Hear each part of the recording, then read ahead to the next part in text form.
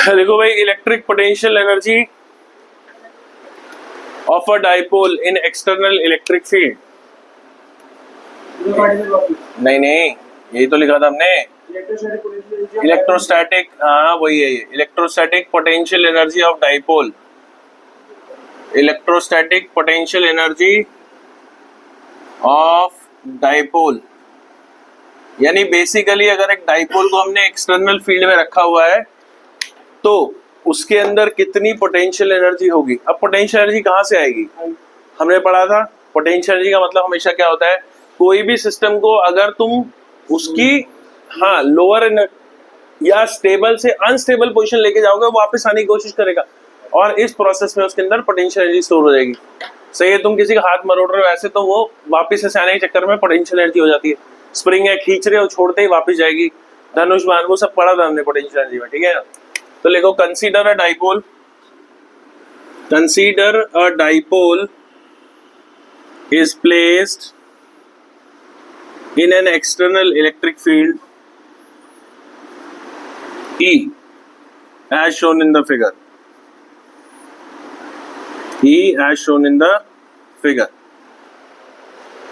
इस तरह से डाइपोल पड़ा हुआ है बेटा, ये एक प्लस की हो गया, माइनस की हो गया, और डाइपोल मोमेंट है P, मैंने आपको बताई है, ये डिस्टेंस 2a है वैसे, और यहाँ पे P डाइपोल मोमेंट इसका P हो गया। इलेक्ट्रिक फील्ड हमारी E है इस तरीके से, और थीटा एंगल हो गया। लेट अस से डाइपोल इस टाइम पे इस तरह से रखा हुआ है, इसमें रिस्टोरिंग टॉर्क क्या है, इस टाइम पे रिस्टोरिंग टॉर्क क्या है, पहले वो लिखा कंसीडर अ डाइपोल, ठीक है, is placed in an external electric field E as shown in the figure, full stop, आगे लिख लो। Let at any instant the dipole is making an angle, at any instant the dipole is making an angle of theta with the electric field direction, theta with the electric field direction। सही है, तो उस पे restoring torque जो है वो कितना होगा बेटा, रिस्टोरिंग टॉर्क हो जाएगा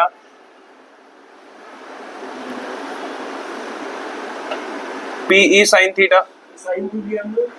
अरे टॉर्क का फॉर्मूला होता था ना P क्रॉस E, टॉर्क का फॉर्मूला होना डाइपोल जो होता है वो P क्रॉस E होता है, यानी PE sin थीटा। फिलहाल के लिए याद कर लो, वो डेरिवेशन तुमने करनी है। अब मेरे को अगर इसको वापस और थोड़ा सा मोड़ना है, उसके लिए मुझे कितना वर्क डन करना पड़ेगा, आगे हम लिखेंगे let the dipole is further rotated through angle theta, angle d theta, without any acceleration obviously। हम उसको एकदम से नहीं कर रहे, बिल्कुल आराम से, जितना उसमें रिस्टोरिंग टॉर्क है हम उतना ही लगा करके इसको और थोड़ा सा मोड़ रहे हैं, ठीक है। तो इसको हम थोड़ा सा और मोड़ करके जैसे लेटेस्ट से इस सिचुएशन में ले आएंगे, डी थीटा के थ्रू थोड़ा सा उसको मैंने और रोटेट करवा दिया, ये तुम चाहे बनाना मत। देन उसमें कितनी एनर्जी स्टोर होगी, जितना हम वर्क डन करेंगे। सही है, तो पहले ये निकाल लो। देन वर्क डन क्या होगा, work done is given by, भाई तुम उसको रोटेट कर रहे हो तो जितना मिनिमम एक्सेलरेशन की कर रहे हो, अगर तो जितना रिस्टोरिंग टॉर्क है उतना ही तुम लगा रहे हो, तो वर्क डन कितना होगा, DW कितना होगा बेटा, तो वो डी थीटा, ये फॉर्मूला पढ़ा है ना तुमने रोटेशनल में। वर्क डन क्या होता है, फोर्स इनटू डिस्प्लेसमेंट। तो रोटेशनल मोशन में work done force into displacement की जगह क्या हो जाएगा, torque into angular displacement. Force की जगह टॉर्क आ गया और डिस्प्लेसमेंट की जगह एंगुलर डिस्प्लेसमेंट आ गया। क्या ये बात सही है, वैल्यू पुट करो। DW कितना होगा बेटा, DW हो जाएगा PE sin theta D theta.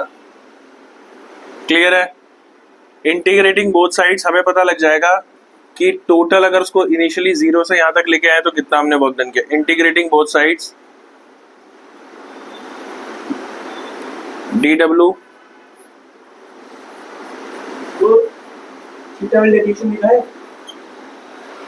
हाँ नहीं, तो वर्क डन कितना आएगा बेटा, PE साइन थीटा का क्या आता है माइनस कॉस थीटा, यानी वर्क डन कितना आ जाएगा माइनस पीई कॉस थीटा।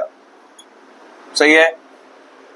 और ये जो वर्क डन हमने किया ये उसकी पोटेंशियल एनर्जी की फॉर्म में स्टोर हो गया होगा, हाँ या ना? ठीक है।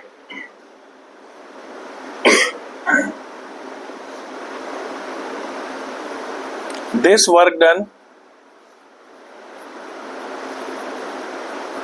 gets stored as potential energy, और ये पाथ इंडिपेंडेंट फंक्शन है, डी सीधा ही हम कह सकते हैं, इसलिए पोटेंशियल एनर्जी क्या हो गई बेटा माइनस पीई कॉस थीटा, और क्योंकि पी और ई वेक्टर है दोनों तो इसको माइनस पी डॉट ई भी लिख सकते हैं, माइनस पी डॉट ई भी लिख सकते हैं। क्लियर है? ये बात समझ में आई? नोट करो।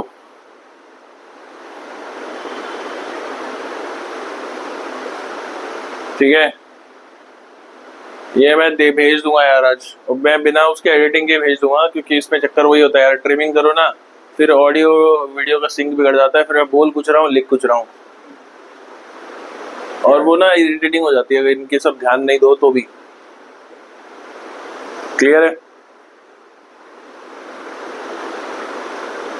ये रब कर दूं? लिखो लिखो।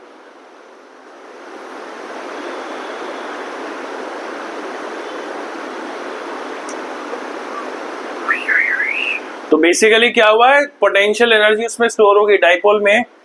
जब भी हम डाइपोल को रोटेट करेंगे, ठीक है, और तो उसकी एनर्जी या उसकी पोजीशन चेंज करेंगे विद रिस्पेक्ट टू फील्ड, तो उसकी जो पोजीशन है अगर वो स्टेबल से अनस्टेबल की तरफ जा रही है तो उसमें वापस टेंडेंसी डेवलप होगी और उसको पोटेंशियल एनर्जी बोल देंगे। क्लियर है? ये रब कर दूं, ऊपर वाला पार्ट रब कर दूं, क्या रह गया? अच्छा लिखो, मैं ऊपर वाला रब कर देता हूँ।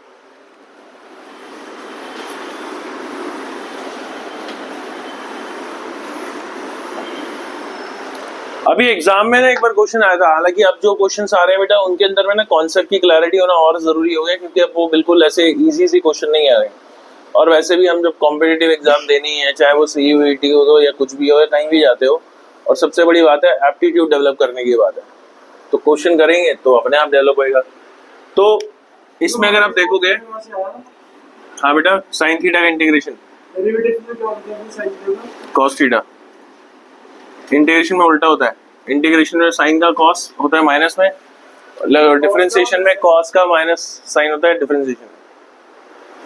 अरे इंटीग्रेशन में साइन के साथ नेगेटिव आता है जब साइन को इंटीग्रेट करते हो, और कॉस को डिफरेंशिएट करते तो माइनस साइन आता है। सही है? अब यहाँ देखो बेटा, इसमें अगर आप देखोगे u जो है वो माइनस पी डॉट ई है, यानी u मिनिमम क्या हो सकती है, u मिनिमम हो सकती है माइनस पी ई। ऐसा कब होगा? अगर cos थीटा 0 है, cos थीटा 0 है, यानी ऐसे है इलेक्ट्रिक फील्ड और ऐसे ही डाइपोल भी है, दोनों पैरेलल है, उस केस में टॉर्क भी क्या हो जाएगी? 0 हो जाएगी। इसीलिए उसको हम क्या कहते हैं? Stable equilibrium. वो स्टेबल इक्विलिब्रियम की पोजीशन है। सही है? स्टेबल इक्विलिब्रियम का मतलब क्या होता है? वाह, स्टेबल इक्विलिब्रियम का मतलब है कि अगर हम उसको उस पॉइंट से अवे लेकर के जाएंगे तो वो वापस वहीं आएगी। स्टेबल इक्विलिब्रियम का मतलब ये हुआ कि अगर हम उस बॉडी को वापस वहीं लेकर के जाएंगे, सॉरी उस पॉइंट से अवे लेके जाएंगे तो वापस अपनी पुरानी सिचुएशन में आ जाएगी। मैकेनिकली इसको ऐसे समझ सकते हो आप, जैसे कोई ग्रूव है ऐसे, या एक कटोरी में बॉल है, ठीक है, कटोरी में बॉल है यहाँ पे, अरे यार सुनो तो सही भैया, ये कटोरी में बॉल है, या बाउल में बॉल बोलते थोड़ा awkward हो जाएगा, इसलिए कटोरी में बॉल है। ये इस टाइम पे कौन सी पोजीशन है? इक्विलिब्रियम है, रेस्ट पे है। पर ये इक्विलिब्रियम स्टेबल है या अनस्टेबल है? कैसे? अगर मैं इसको यहाँ से अवे ले जाऊंगा या इधर ले जाऊंगा तो क्या होगा? ये लौट के वापस यहीं आएगी, लौट के वापस यहीं आएगी। That is why it is stable equilibrium. अगर ये चीज ऐसे होती तो क्या होता है? ये इक्विलिब्रियम है लेकिन ये अनस्टेबल है। क्यों? अगर इसको हल्का सा भी हटा दिया तो ये भाग जाएगी यहाँ से। समझ में आ गई बात? यहाँ पे वो चीज कैसे होगी? यू मैक्सिमम कब होगा? यू मैक्सिमम तब होगा जब ये पीई हो जाएगा, और ऐसा कब होगा? जब कॉस थीटा कॉस थीटा, अरे यार ये गलत लिखा है, कॉस थीटा 1 यानी थीटा इज 0, इसको ठीक करो। कॉस थीटा जब है -1 होगा, और ऐसा कब होगा जब थीटा 180 होगा। क्या उस टाइम पे भी टॉर्क 0 होगा? हाँ, इसलिए इक्विलिब्रियम है। लेकिन उसमें सिचुएशन क्या होगी, P इस तरफ होगा और E इस तरफ होगा, यानी एक दूसरे के ऑपोजिट होंगे। क्या 90? अरे तो टॉर्क 0 है ना, तभी तो इक्विलिब्रियम है। ले नहीं रखे, इक्विलिब्रियम का मतलब ही टॉर्क 0 होगा। हाँ, यहाँ पे इक्विलिब्रियम नहीं है क्या, बॉडी यहाँ भी रेस्ट पे, यहाँ भी रेस्ट पे है। सही है। अभी देखो, जैसे ये पेंसिल है ना, इस पेंसिल को मैं खींच रहा हूँ ऐसे, ठीक है, ये पेंसिल को ऐसे खींच रहे हैं हम दोनों तरफ से, कौन ये खींच रहे हैं ना। अगर मैं इसको घुमाता हूँ ऐसे, तो छोड़ने पे वापस वहीं आएगा, नहीं आएगा कि नहीं, वहीं पे आएगा। अबे तुम्हें बढ़िया वो दिखाता हूँ ना मैजिक। समझ में आई बात? अबे एक चीज देखो, हाँ, यहाँ पे अगर आप ऐसे कर रहे हो, इसको दोनों तरफ से खींच रहे हो ऐसे, ठीक है, तो इक्विलिब्रियम में आएगा ना। इसको खींचो बेटा, दोनों तरफ से खींच, ऊपर दोनों हाथ से पकड़ ले, दिख जाएगा उनको, ऊपर रखना, दूसरी साइड से भी खींच रहे हैं ना, ये खींच रहे हैं, खींचो, खींच, छोड़ते वहीं आ रहा है, वापस आ रहा है, वहीं पे आ रहा है ना। क्या मैं इसको हिला पाया? नहीं। अब लेकिन अगर इसको दोनों तरफ से दबा रहे, क्यों नहीं हिला पाए? इस वाली सिचुएशन में क्या था, डाइपोल ऐसे है, सुन लो, डाइपोल ऐसे है, फोर्स इस पे इधर लग रही है और इस पे इधर लग रही है, सही है। अगर मैं उसको घुमाता भी हूं तो वापस वो वहीं पहुंच जाता है। लेकिन अगर उल्टा हुआ तो, तुम खुद सोचो, अगर ऐसा हुआ तो इस पे फोर्स लग रही है इस तरफ और इस पे इस तरफ, मैंने अगर उसको हल्का सा भी हिला दिया तो वो पूरा घूम जाएगा। ये दिखाऊं, ये देख क्या मस्त दिखेगा, कौन करेगा? अरे इतनी तो कानून तो लंबे हाथ थोड़ी रहे। यहाँ आ जा फिर, या तो इधर ही तू आ जा, ये देख पकड़, इसको दोनों तरफ से ऐसे दबाना है, ठीक है, दबा के रख। अब मैं हाँ, ये देखो हट गया ना कितनी जल्दी। पहले मैं पेंसिल के साथ कर रहा था, ऐसा हो रहा था, नहीं हो रहा था ना, क्यों? Stable equilibrium. अरे वही तो बता रहा हूँ, यहाँ पे अगर आप देखोगे कि अगर उसको ऐसे घुमा रहे हैं हम, तो इक्विलिब्रियम अनस्टेबल है, क्योंकि आप दोनों तरफ से उसको ऐसे पुश कर रहे हो, ये देखो ऐसे पुश कर रहे हो, तो क्या जैसे किसी ने बिगाड़ दिया इक्विलिब्रियम, वो पूरा ऐसे हो जाएगा। यहाँ पे है, दोनों तरफ से फोर्स लग रही है, हल्का सा ऐसे करते हैं, अब वो पूरा घूम जाएगा। लेकिन इसके इसमें क्या, बाहर की तरफ खींच रहे हैं, करने पे भी वापस वहीं आ जाएगा, ये फर्क होता है। ये है ना मस्त चीज। ये रख, किसी को भी ऐसे करो, ऐसे दबा के रख, हल्का सा यूं करके पेन उड़ता हुआ जाएगा, क्योंकि तुम हल्का सा टिल्ट कर दोगे, वो हाथ पूरे उसके ऐसे। हाँ कर, स्कूल में, वहाँ स्कूल में मैम ने करके नहीं दिखाया, मैंने तो बहुत बच्चों से करवाया। पेन तोड़ेंगे, वो पेपर फाड़ने वाले, यार उसमें बड़ी एक्टिविटी होती है। एक वो 11th में क्या हुआ, कोलिजन वाला, एक बास्केटबॉल के ऊपर छोटी बॉल और उसके ऊपर एक ने हमने करा था बास्केटबॉल, और उसके ऊपर अपना क्या नाम है, छोटी वाली वॉलीबॉल थी, और उसके ऊपर कॉस्को वाली बॉल रखी। कॉस्को वाली बॉल तो उड़ती ही जाती है, मतलब यहाँ करके दिखा दो यार। यहाँ पे तूने बास्केटबॉल, घर पे करके देख लो, बास्केटबॉल यहाँ से ड्रॉप कर, वो टप्पा खा के यहाँ तक आ रही है, फिर कॉस्को की बॉल यहाँ से ड्रॉप कर, टप्पा खा के यहाँ तक आ रही है, उसके ऊपर रख के छोड़, बास्केटबॉल वहीं रह जाएगी और वो जाएगी छत में। हाँ क्लियर है? ये आया ना, ये घर पे करना है यार, कोई ऐसे करो, ऐसे करो, दबा के रखो, कितना ही तुम करके देख लेना, कितना ही तेज कर रखा हो किसी ने, तुमने हल्का सा करना, और जितना ज्यादा तेज दबा रखा होगा ना, उतना तेज उड़ता हो जाए। ये ले करके देख ले, दबा दबा दबा दबा। अरे ऐसे कर रहा है क्या? उसको तो दिखा दे भाई को, या उसी से करवा, दबा, इसको करना है शिवम। अरे पेन को घुमाना है भाई, तो देख क्या रहे फिर।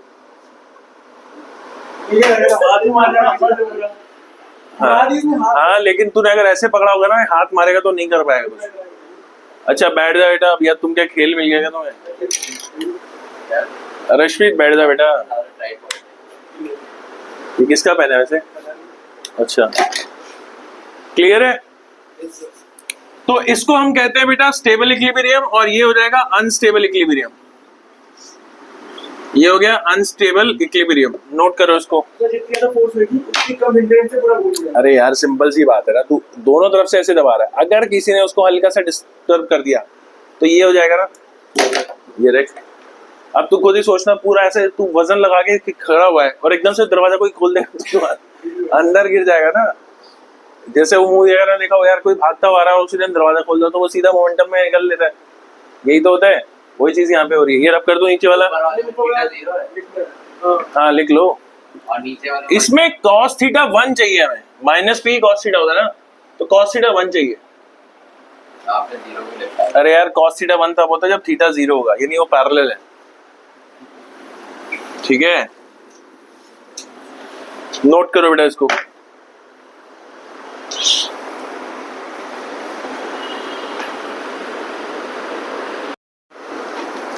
ओके, अब ये क्लियर है बेटा, स्टेबल अनस्टेबल वाला, सही है, ये समझ में आ गया ना। ये तुमने मैकेनिकल उसमें 11th में भी किया हुआ, उसमें दिख नहीं रहा था, इसको ऐसे दिखाता हूँ।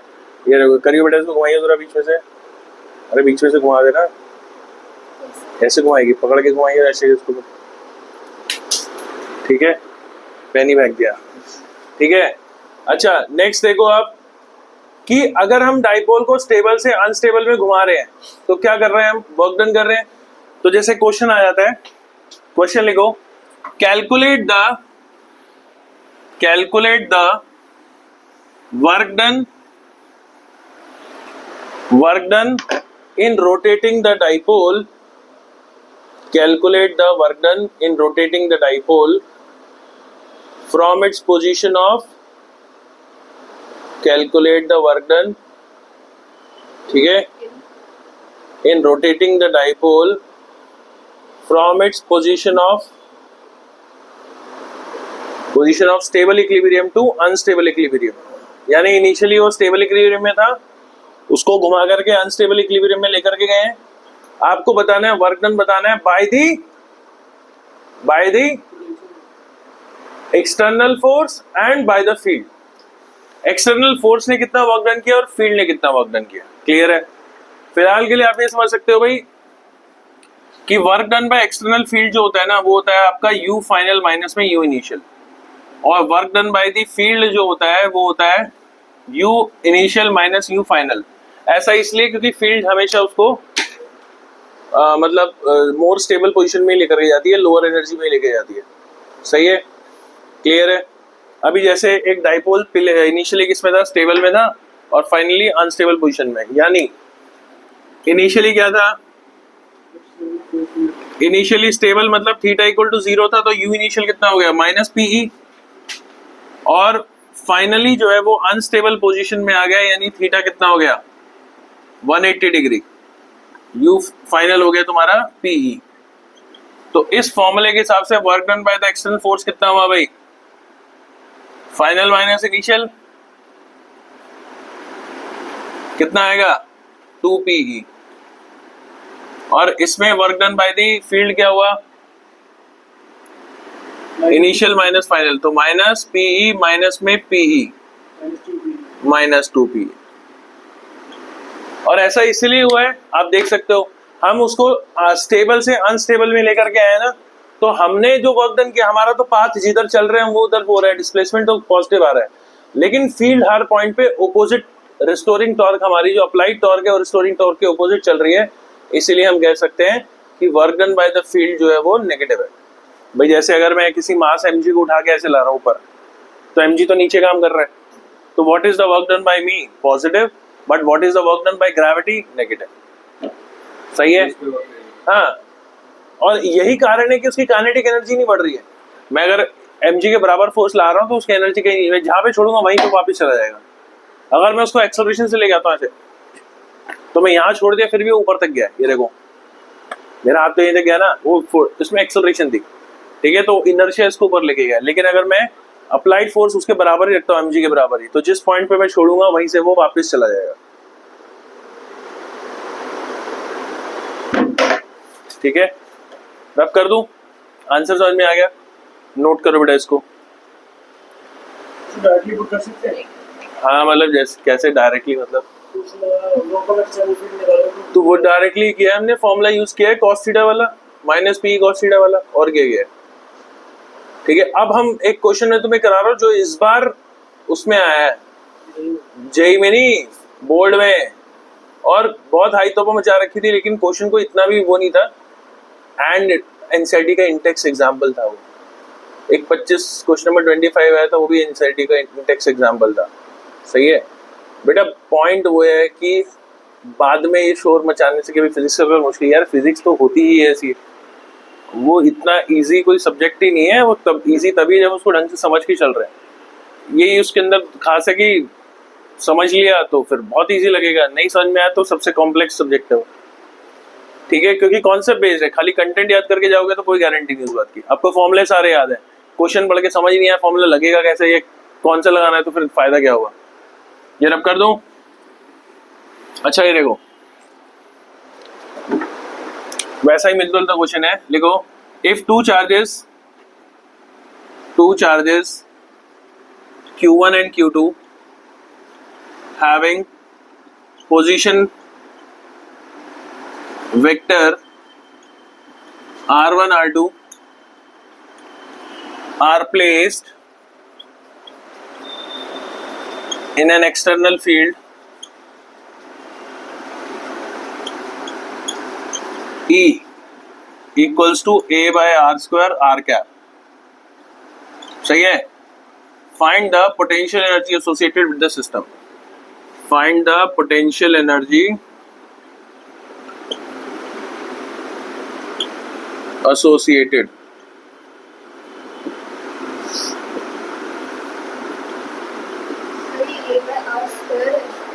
हाँ, यानी हमने दो चार्जेस जिनके पोजीशन वेक्टर R1 R2 है उनको किसी जगह पे रखा हुआ है जहाँ पे इलेक्ट्रिक फील्ड जो है वो A by R स्क्वायर है, और वो जो है वो जो आपका पोटेंशियल ये जो भी है वो उसके अकॉर्डिंगली वो है, और हमें आंसर बता रहा है, सही है। अभी देखो हाँ देखो अब यहाँ पे पूरे सिस्टम की एनर्जी क्या होगी, यहाँ पे कौन कौन सी चीजें जिनके साथ Q1 की एनर्जी किस किस के साथ होगी, एक तो Q2 के साथ और एक सिस्टम के साथ। तो बेसिकली तीन टर्म आएंगी, एक Q1 इंटू में वहां पे जो पोटेंशियल है, Q2 इंटू में वहां पे जो पोटेंशियल है, अभी लिखना मत, इसमें थोड़ा चेंज करूंगा मैं, और एक आपस में K Q1 Q2 bye R, सही है। अभी देखो पहली बात तो V देखो क्या होगा, V क्या होता है भाई, E dot D R, E dot D R हो गया A by are square minus का minus A dot D R minus integrate करोगे आंसर आ जाएगा A बाय आर, सही है। V आ गया A बाय आर। अभी इसको निकालेंगे हम तो क्या होगा Q1 चार्ज, लेकिन Q1 चार्ज कहाँ पे है, R1 पोजीशन पे है, तो R1 पोजीशन पे V कितना होगा A बाय R1। क्या ये बात समझ में आती है, यहाँ पे V जो है R1 पोजीशन पे V की वैल्यू क्या है R2, पहली बात तो V आ गया A बाय R, हाँ minus E dot D R होता है ना, V कितने दिन से वही तो कर रहा था minus E dot D r, तो कितना आ गया, इसकी वैल्यू पुट करोगे A बाय आर स्क्वायर का आएगा 1 बाय आर, इंटीग्रेट करके आंसर आ जाएगा A by r, 1 by are square का इंटीग्रेशन करोगे माइनस 1 बाय आर आएगा, ठीक है। तो V आ गया A बाय आर। तो सिस्टम की टोटल एनर्जी क्या होगी, पहले Q1 की एनर्जी फील्ड के साथ Q1 इंटू V, V कितना है A बाय आर, लेकिन Q1 किस पोजीशन पे रखा हुआ है R1 पे, तो वहाँ पोटेंशियल क्या हो जाएगा A बाय R1, तो उसकी एनर्जी कितनी आ गई Q1 A bye R1। Similarly Q2 charge जो है वो कहाँ पे रखा हुआ है R2 पे पोजीशन पे, तो R2 पोजीशन, हाँ तो वहाँ पे आ जाएगा Q2 इंटू में A bye R2 plus K Q1 Q2। अब Q1 Q2 में डिस्टेंस क्या होगा, अगर मैं वेक्टर फॉर्म में देखूं Q1 यहाँ पड़ा हुआ है उसकी पोजीशन वेक्टर है R1 और Q2 यहाँ पड़ा हुआ है लेट अस से उसका पोजीशन वेक्टर है R2, इनके बीच में जो डिस्टेंस होगा उसको हम क्या बोलेंगे, मैग्नीट्यूड क्या होगा, R2 माइनस R1 कह लो या R1 R2 कह लो, कुछ भी कह लो, सही है। तो यहाँ पे क्या लिख दूंगा, modulus of R2 minus R1, ये आ गया, this is your final answer. क्या इसमें ऐसा कुछ है जो बहुत मुश्किल है, जी नहीं, ठीक है, लेकिन द पॉइंट इज कि जब हम ऐसे क्वेश्चंस करेंगे तभी तो हमारे को आदत पड़ेगी ना। तो एग्जाम में यही होता है यार कि सारे क्वेश्चन नए कर रहा है कोई बच्चा, ऐसा नहीं होता है, ज्यादा से ज्यादा क्वेश्चन हम करके जाएंगे तो वहां पे क्वेश्चन देख करके पेपर में हमको लगता है अच्छा ये तो उससे मिलता जुलता है क्वेश्चन है, तो दिमाग अपने आप चलता है। तो पॉइंट इज कि हम अगर ऑलरेडी नोन सर्कमस्टेंसेस को फेस कर चुके होंगे तो हमारे लिए फिगर आउट करना ज्यादा आसान हो जाएगा, ठीक है। ध्यान से देखो इसको, नोट करो और बताओ क्या प्रॉब्लम है। वो इंटीग्रेशन का पार्ट समझ गया, एक बार 1/r² का इंटीग्रेशन कर भाई, -1/r आएगा। फिर उसको माइनस करते वो जरा हाँ क्लास टाइम में जो अलग से देखते हैं, क्लास टाइम में ले लेंगे या तो वो अलग वाला में फिर तुम सब, हाँ आराम से 1 घंटे में हो जाएगा, हो सकता है 5-10 मिनट में हो जाए। पेपर देखते कि ओह ये तो आता ही नहीं है, ऐसा भी तो हो सकता है, जरूरी थोड़ी टेस्ट का टाइम पूरा ही लगे। अच्छा अब नेक्स्ट लिखो बेटा, हमने ये वाला कर लिया है। नेक्स्ट मैं बता रहा हूँ आपको इक्विपोटेंशियल सरफेस। इक्विपोटेंशियल सरफेस होता क्या है पहले समझ लो। हमने कल देखा था इससे पहले कि इलेक्ट्रिक फील्ड लाइंस अगर इस तरह से है और मैं एक लाइन के क्रॉस चल रहा हूं जो हर पॉइंट पे इलेक्ट्रिक फील्ड लाइन के परपेंडिकुलर है, तो आप देख रहे हो अगर मैं कोई भी 2 पॉइंट्स में इसको मैं डेल्टा आर मानता हूं और ये इलेक्ट्रिक फील्ड है और ये एंगल 90 डिग्री हो गया है, तो टेक्निकली इन दोनों पॉइंट्स के बीच में पोटेंशियल डिफरेंस 0 है। तो इसको मैं क्या बोल सकता हूं, इसको एक इक्विपोटेंशियल लोकस बोल सकते हैं, इक्विपोटेंशियल लाइन या इक्विपोटेंशियल लोकस। यस, ये तो एक सिंगल लाइन है। ऐसे अगर एक 2 डायमेंशनल सरफेस जो इसमें से पास कर रहा होगा इस तरीके से कि वो हर पॉइंट पे इलेक्ट्रिक फील्ड लाइन के परपेंडिकुलर होगा, तो वो क्या बन जाएगा, एक इक्विपोटेंशियल सरफेस। तो बेसिकली इक्विपोटेंशियल सरफेस का मतलब क्या हुआ, एक ऐसा सरफेस जिसके ऊपर हर पॉइंट पे पोटेंशियल सेम है।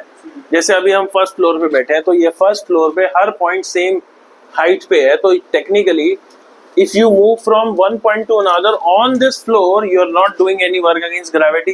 So technically all the points on this floor are at the same gravitational potential. ये क्या हुआ, एक इक्विपोटेंशियल सरफेस।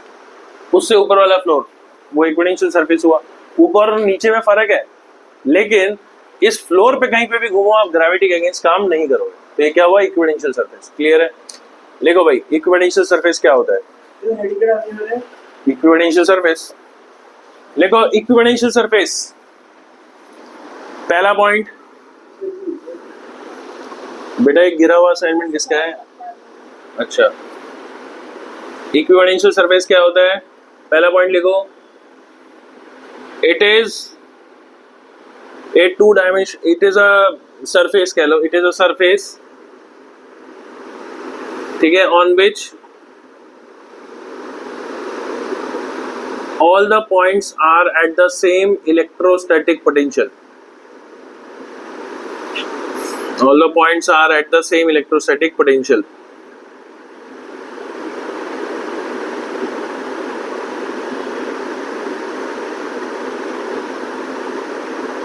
सही है।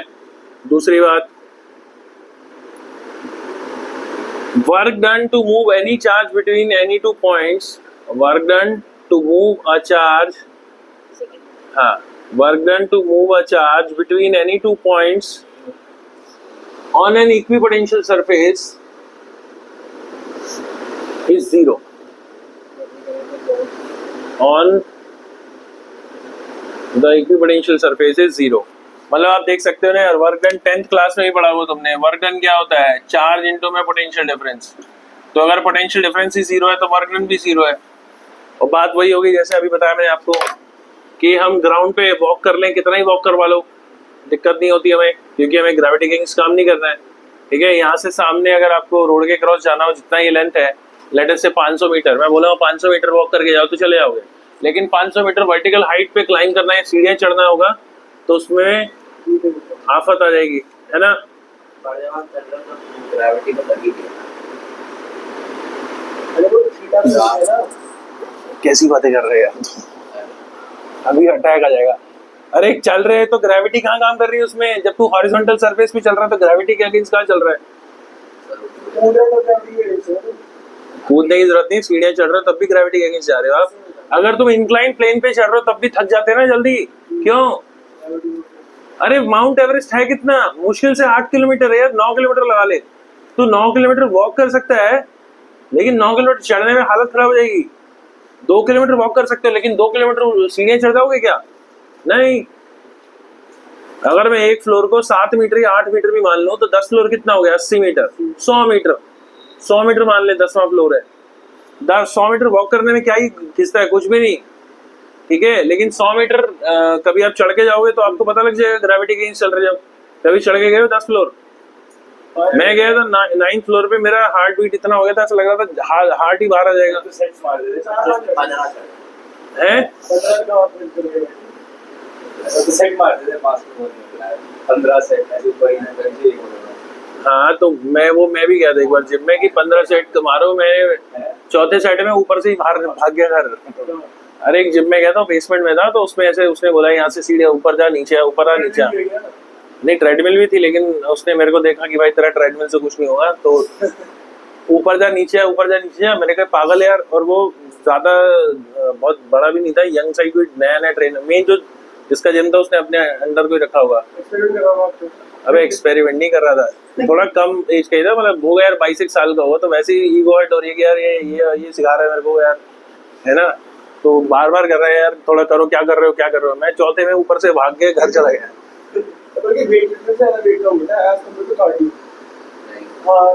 बेटा वेट कम होता है घर का खाना खाने से और बाहर का छोड़ने से, और कोई तरीका नहीं है।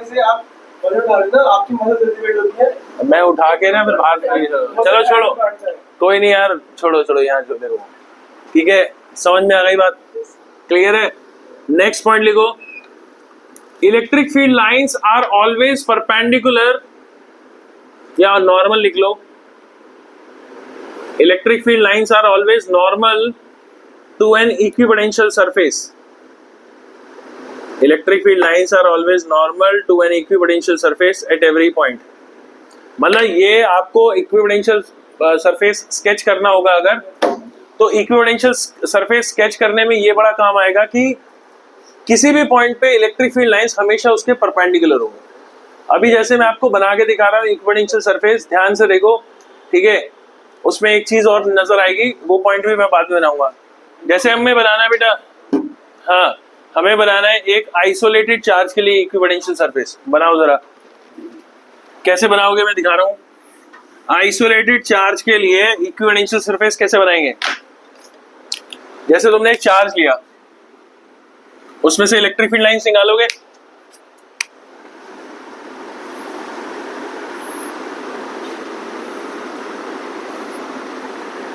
मैं भी बाद में दिखाऊंगा तेरे को यार, वो उसके अंदर भी ऐसे ही था। ये इलेक्ट्रिक फील्ड लाइंस हो गई, ये आइसोलेटेड चार्ज है। आइसोलेटेड चार्ज में स्फेरिकल सिमेट्री होती है। अब आप मुझे बताओ, मैं चार्ज को एनक्लोज करता हुआ कैसा सरफेस बनाऊं ताकि फील्ड लाइंस हर जगह उस पर नॉर्मल हो। ये जितनी लाइंस है ना, सबका टेंजेंट बनाओगे कॉरस्पॉन्डिंग तो क्या होगा, सर्कल नहीं स्फेयर, मतलब वही स्फेयर, ठीक है। क्या बोला है? अरे यार ये 2D थोड़ी होगा, ये तो खैर बोर्ड में हमारे पास लिमिटेशन है 2D की, एक्चुअली 2D थोड़ी होता है। अच्छा, अब नोटिस करना, कुछ मैं बना रहा हूं तो ध्यान देखना कि क्या कर रहा हूं मैं। ये बनाया मैंने, उसके बाद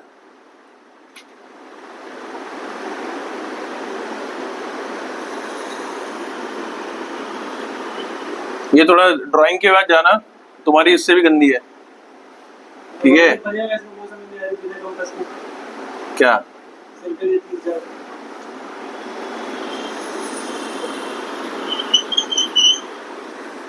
अब देखो तुम्हें क्या दिखाई दे रहा है इसके अंदर, कुछ मतलब कुछ ऐसा है जो नोटिस करने वाला है।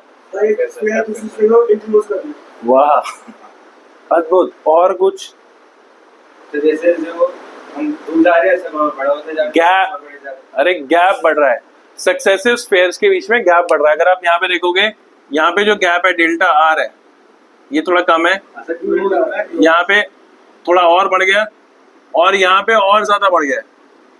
अब ये भी ध्यान रखना है, इस पे क्वेश्चन आता है। क्वेश्चन क्या आएगा, लिख लो इस पे, ये बना के ना पहले लिख लो, या बनाओगे पहले इसको, हाँ पहले लिख लो, साइड में जगह छोड़ दो, बना लेना। फिर क्वेश्चन ये आ जाता है कि why the equipotential surfaces are unequally spaced. Why the equipotential surfaces are unequally spaced. Unequally spaced क्यों है ये? अनइक्वली स्पेस्ड इस बात को शो कर रहे हैं वो, ठीक है। अनइक्वली स्पेस्ड होना इस बात को शो कर रहा है कि उनके अंदर में जो पोटेंशियल का गैप है वो बढ़ रहा है। और वो कैसे बढ़ रहा है कि अगर मैं ये जो सक्सेसिव ड्रॉ कर रहा हूँ उसमें पोटेंशियल का गैप सेम ले रहा हूँ, सपोज मैं 5-5 वोल्ट का गैप लेकर के चल रहा हूँ, तो मैं डेल्टा वी को फिक्स कांस्टेंट लेकर के चल रहा हूँ। अभी भैया डेल्टा वी क्या होता है? डेल्टा वी होता है माइनस ई डेल्टा आर। मैग्नीट्यूड में डील कर रहे हैं हम, इसको माइनस को अगर अवॉइड भी करेंगे तो मैं डेल्टा वी को अगर कांस्टेंट मान करके चलता हूँ, क्या नहीं, मैंने गैप ऐसे ही लेना है 5 वोल्ट 10 वोल्ट 30 वोल्ट 4 वोल्ट, मतलब 5 का गैप लेना है, 5 10 15 20, तो ये कांस्टेंट हुआ ना। तो ई इंटू डेल्टा आर अगर कांस्टेंट है तो क्या हो रहा है, डेल्टा आर जो है वो प्रोपोर्शनल टू क्या है, 1/e। मैं माइनस को भी मैग्नीट्यूड के लिए नेग्लेक्ट कर रहा हूँ।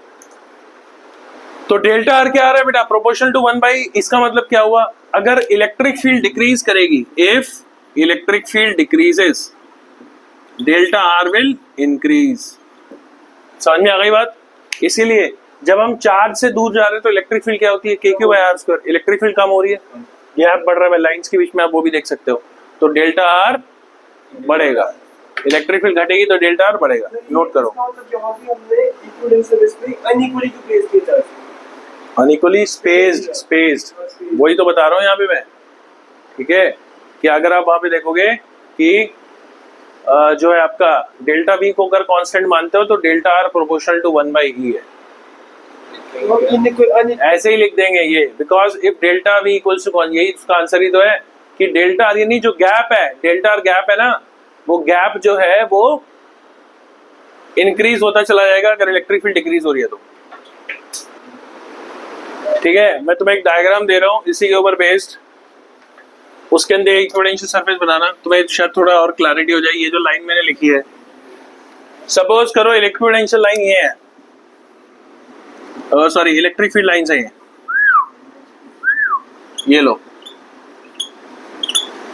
इसके लिए इक्विवेलेंशियल सरफेस ड्रॉ करके बताओ। ये इलेक्ट्रिक फील्ड लाइन है, इनके लिए इक्विवेलेंशियल सरफेस ड्रॉ करो, तो कैसे करोगे भाई? इसका टेंजेंट बनाता हुआ आऊंगा मैं, ये ऐसे आएगा कुछ, हर जगह 90 डिग्री है। नेक्स्ट वाला कैसे होगा, ऐसे, उससे नेक्स्ट वाला गैप बढ़ जाएगा और टेंजेंट बनाता हुआ चला जाऊंगा। तुम देख रहे हो हर जगह 90 डिग्री बनाना है उसको, उससे आगे फिर और गैप ऐसे होता चला जाएगा। सही है, तो ये क्या बन गया इसके इक्विवेलेंशियल सरफेस। अगर इलेक्ट्रिक फील्ड यूनिफॉर्म है, E इक्वल टू कॉन्स्टेंट, इसके लिए क्या होगा, अब अगर E कांस्टेंट है तो डेल्टा आर भी सेम रहेगा। तो अगर इलेक्ट्रिक फील्ड इस तरह से है तो इक्विवेलेंशियल सरफेस क्या होंगे, ये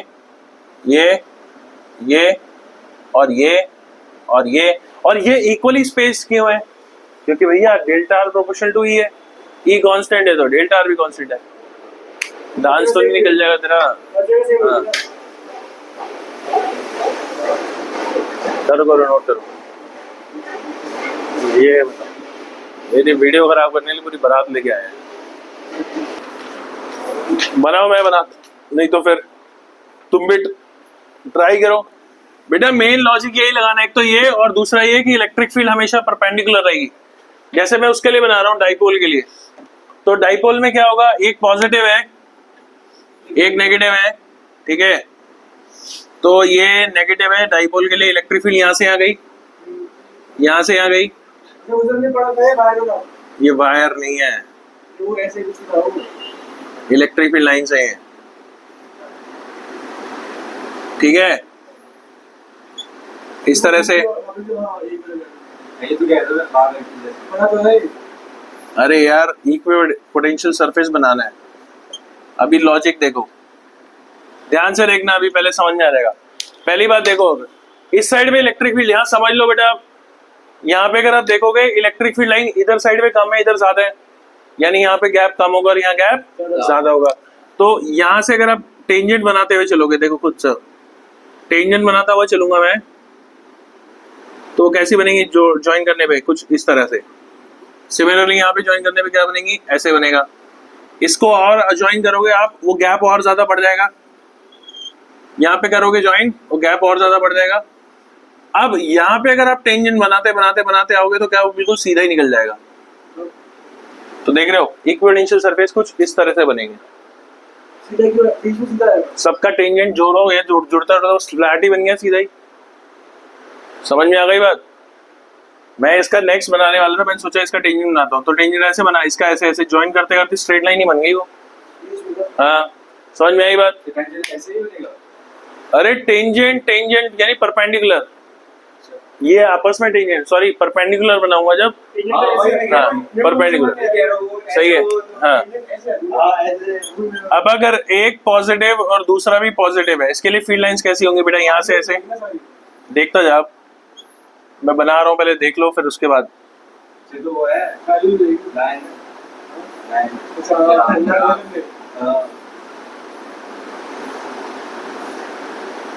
जिराफ, जिराफ कहाँ से आ गया? ये बन गया ऐसे। अब इसमें अगर आप देखोगे इधर गैप कम है इधर ज्यादा है, तो इधर गैप कम रखने का इधर ज्यादा रखने का, इधर गैप कम कर रखने का इधर ज्यादा रखने का। लेकिन अगर आप यहाँ से बनाते बनाते बनाते बनाते जाओगे, देखो पूरा ज्वाइन ही हो गया। समझ में आ रही है बात? इस तरह का बन जाएगा वो। आप इसके टेंजेंट अगर बनाते चले जाओगे, यहाँ सॉरी परपेंडिकुलर, इसका परपेंडिकुलर बनाओगे, ऐसे ज्वाइन करते करते वो सीधा ही हो जाएगा ना। समझ गए बेटा? बना लो। तो इक्विडेंशियल सरफेस कुछ इस तरह का होगा। बाकी एग्जैक्ट आपको एनसीईआरटी मिल जाएगा, वहां से बना सकते हो आप। तो टेक्निकली हमारा ये वाला पार्ट खत्म हो गया है। कैपेसिटर वाला शुरू करेंगे हम, लेकिन पहले टेस्ट दो।